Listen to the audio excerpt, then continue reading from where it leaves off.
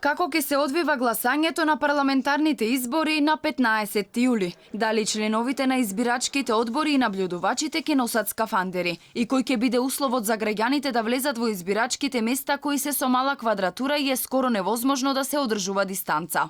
Низа прашања на кои власта и Државната изборна комисија немаат одговор се уште, чекајќи го протоколот по кој ќе се водат изборите. Редици од гласачи со маски и ракавици со растојание од 2 метри ќе чекаат да го изразат својот став, но што после влегувањето во просторијата? Доколку граѓаните носат маски, нема да биде возможно да се идентификуваат, па така ќе мора да ја симнат маската, што влегуваат во опасност да се заразат или да заразат некој од членовите или наблюдувачите, како и да ја прекршат уредбата за носење заштитни маски во затворена просторија.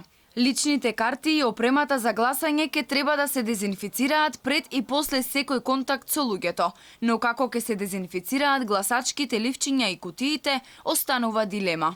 Избирачкиот одбор брои минимум 5 лица, а во просторијата во зависност од гласачкото место има и неколку наблюдувачи, што значи дека тешко ќе може да се одржува растојание. Ако членовите и наблюдувачите треба да носат скафандери, истите треба да се набават навремено. Во државава има 3480 гласачки места, а на секое место по минимум 5 лица во одборот. Потребни ќе бидат минимум 17400 скафандери и уште толку пара ракавици, заштитни маски и визири или очила. Од друга страна, со влегувањето на гласачите еден по еден, процесот ќе биде најмалку двојно побавен. Ако на еден граѓанин му беше потребна 1,5 минута од влезот до пуштањето на гласачкото ливче во кутија, овој пат време ќе одземе отежнатото идентификување поради заштитната опрема, како и дезинфекцијата која ќе треба да се прави помеѓу секој гласач. Ова најмногу ќе го отежне гласањето во големите гласачки места каде има и над 1100 гласачи.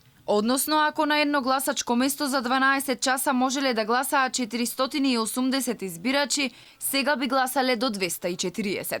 Со оглед на тоа дека луѓето со хронични болести како и ковид диагностицираните ќе гласаат во друг ден, членовите на избирачката комисија ќе испратат избирачки материјал на инфективната клиника. Оние што ќе гласаат во домашни услови ќе мора да ги посетат со скафандери и друга заштитна опрема. Целиот процес ќе биде доста тежок и носи една досега непозната ситуација, а протоколот од страна на Комисија за заразни болести се уште не е изготвен. Тука се појавува и дилемата дали за еден месец од сега може да се организираат сите овие работи за да се заштити здравието на граѓаните.